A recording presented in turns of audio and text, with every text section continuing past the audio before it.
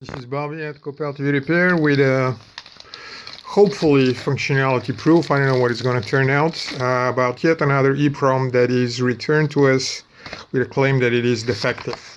We have such claims every so often. There are many other videos. I've allowed myself to print the claim which shows the EEPROM soldered here.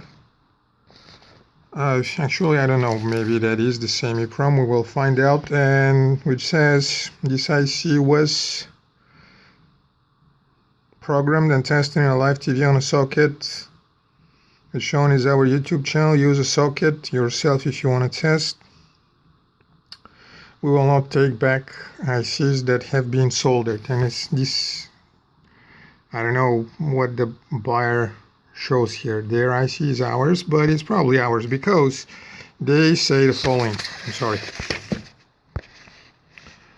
The main board memory IC 3002 replaced our factory failed part that would operate if cooled. Replacement consistently runs from start 31 seconds, then crashes, resulting with watchdog routine turning TV off. Binary file burned into this flash chip is defective, resulting with defective product being shipped to us.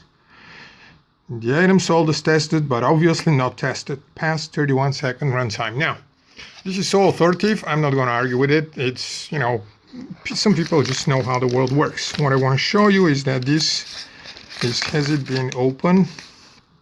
There is no extra tape. This is how it came. This is very clean and not being opened off. I'm just showing that for the benefit of the customer. Of course, if they know that we already did something, but this is what will happen if we've pulled it. You can see those signs, and this hasn't been opened either. And let's see how I'm going to open it. About that way. Okay, then we will open this, and we will take this out, and then we'll open this. And I don't know what we're going to find out, but it says use a socket yourself, or be advised that will not take soldered ICs, etc., etc. Of course, it all comes down to believing. And if somebody knows so well, how do I take that off? That would be a little bit of a challenge. Let me see if I can make it. Well, still holding the camera. Sorry. There. Hopefully it will show up. Okay, that's the IC. Let's see what we have here. Is it clear enough? Come on, focus. Seems acceptable. Unacceptable. Of course, there is no way of knowing whether this is our own EEPROM or not. But what we can know is what will happen once we put it in. Okay, here. Did it disappear again? I'm so sorry. I meant to never disappear it from here. But you can see probably in the earlier frames too, this dirty black light up there. So, still sticking it in, making sure that it's nice, and closing it in. Did not close properly. Well, let's see what we have. Remote. Coming back here. Do we have the red LED? We do. Turn on. Okay, so far so good, even though a TV would do that without an EEPROM inside. As I have shown in many other videos, the sign where the EEPROM is in and properly programmed is when you press the smart button and that thing up there shows up. Now we're counting. 1, 2, 3, 4, 5, 6, 7, 8, 9, 10, 11, 12, 13, 14, 15, I'm sorry if you find this boring. I find it boring too, but someone said that This EEPROM was burned with a defective bin file or something like that. I quoted it to you already. So we should be at least 22, 23, 24, 25, 26, 27, 38, 29. What did it say, by the way? It says starting. Okay.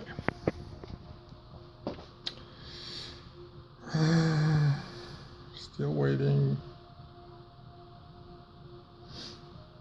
At least I know, and you should know too, that the EEPROM is making a good contact and does have an image on it that allows the smart to pick up. As I have shown in other videos, the TV would start with nothing inside in the socket, but it will not be able to pull that off, and it will shut off in about 30 seconds. This is a very long time to start. Oh, it's installing now. There you go. It might be finding differences between the firmware that is in this TV and whatever it had on the other one, but it did change the sign, so it does say it is installing. And I'm guessing that is updating something according to what it's finding in here. So I'll have to wait. As you can see, we are way past 30 seconds and it's still installing, but I'm still going to be waiting. Let's see how long YouTube can afford to wait. Hopefully I have enough storage in the memory to see what will happen. It's still installing. Once it is done installing, and we see that with some of the boards that come here, it does upgrade something. This one did not download. An upgrade was already downloaded, and it has been on the EEPROM in order for this to start, because the TV does not have the oh no, it does have it. Yeah, but our Wi-Fi is down right now. I'm sorry, tomorrow there is somebody supposed to be coming from Spectrum, so it still is valid. Our Wi-Fi, not Wi-Fi, our home internet access point started playing tricks on Friday or Thursday, and Spectrum was supposed to come and they didn't come. Luckily it does partially work, so at least we have cable internet, but if we try to hook up, either use the built-in or hook up another line 5 with a Wi-Fi, it just starts misbehaving. So for the time being we have LAN, we don't have Wi-Fi, and we didn't bother actively trying to fix it ourselves because we just want to have the box replaced. Anyhow, this was not just downloaded, this was on for sure on the chip, and it is installing something probably onto itself from, or could it be from the main Linux EEPROM. Still waiting. There's one thing that we know, it is that we're past the 30 seconds. But I want to see that it will come up and stay on. I'm so sorry it has to be so long, but it takes what it takes. And I'm pretty sure that it is working right now, because I've seen this before on other boards that come here for repair.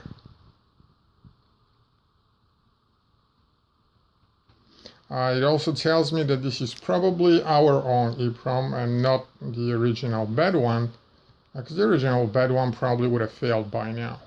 So thank you for returning valid EEPROM. Come on, come on, come on. It takes a lot of time. Those TVs are old and firmware upgrades takes forever. In the meantime, I can show something else, but I don't want to move the camera off the TV.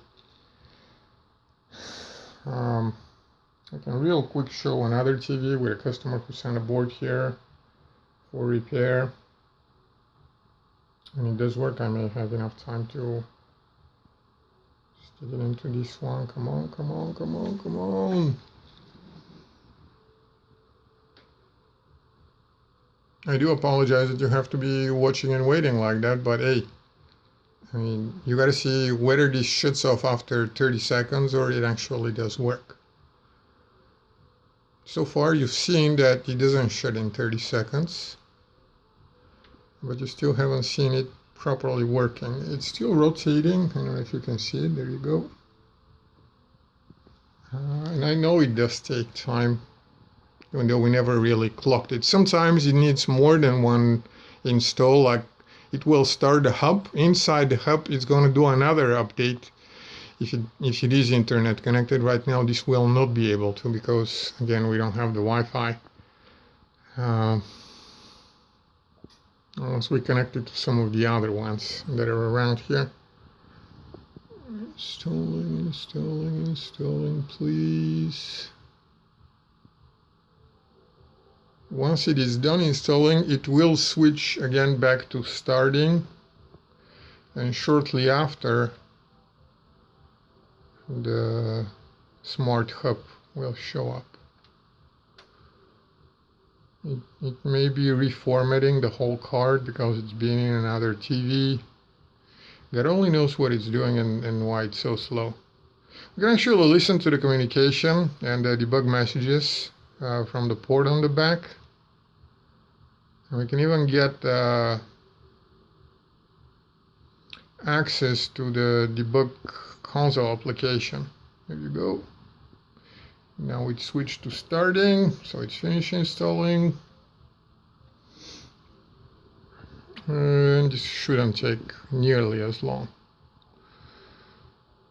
Come on, there you go. And this is it. So for the sake of, okay, it does want to connect to network, but it will not detect our network here because it is off. So what we're gonna do is we're gonna just hang around for 30 seconds, sure that this does work. This can always be done again by going to the network settings, menu,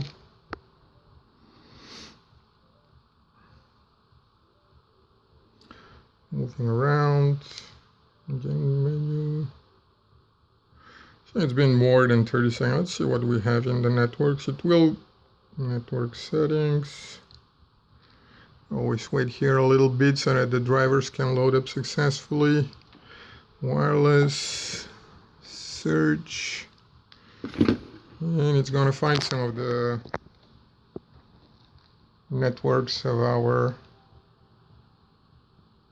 it is finding Copel TV Repair Wi-Fi, but, and we will try to connect to it, but I know that CTVR Wi-Fi, which is down there, is not going to connect to internet, because if we try to plug it into the router fails. Okay, you don't care about what the security password is.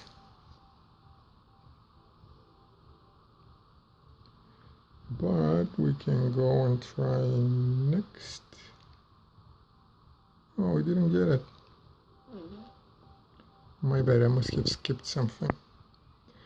What you see, that doesn't matter. What you see that this TV is on for more than 30 seconds. I have to connect it to Wi-Fi. But this is not going to work. I can hook up HDMI. I can do so many things. That's not going to change anything.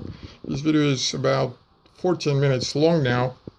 TV stayed on. I can turn it off again. Turn it on. Come on, back on. Okay, there it is. Now let's say this time it should start without going through this installation, but sometimes it does until it connects to internet. So I just did the same thing again. And it says starting. And it may start installing again because it needs to go through another round of installation with something that it downloads from internet. I know that from experience. So it may or may not start the Smart Hub right away.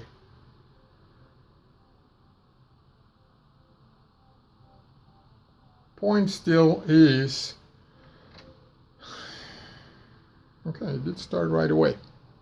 So for the sake of it, 1, yeah, it wants to connect again, 2, 3, 4, 5, 6, 7, 8, 9, I'm going to close that, 11, 10, 12, 13, 14, 15, 16, 17, 18, 19, 20, 21, I'm just going around, 22, 23, 24, yeah, there's no network, 25. Just been over 30 seconds? It has. Okay, so it comes down to knowledge and partially to a belief. I am the first one to admit I'm not the best cameraman. I'm not gonna edit that video. I believe I let the EEPROM go out of the view of the camera. But we've been through that before with others, and if somebody decides that they know better than us what is going on, and that the binary file born into this flash chip is defective, resulting with defective product being shipped to us. If you know that, this video probably is not going to make an impression on you.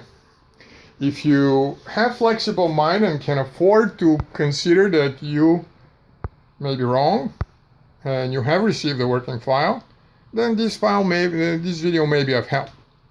But if you know what you know and if you stick to it, no amount of evidence is going to change that. I know that because I work with people. Good luck in your life. To us, this is a working file. The good news is it's going to be used in another board repair, the next one that's going to come here. So there is no significant loss. But we will not be sponsoring people's attempts to be repairing their TVs or learning how to repair their TVs. And we'll issue credit as a change of heart and not as a defective file, which this EEPROM was.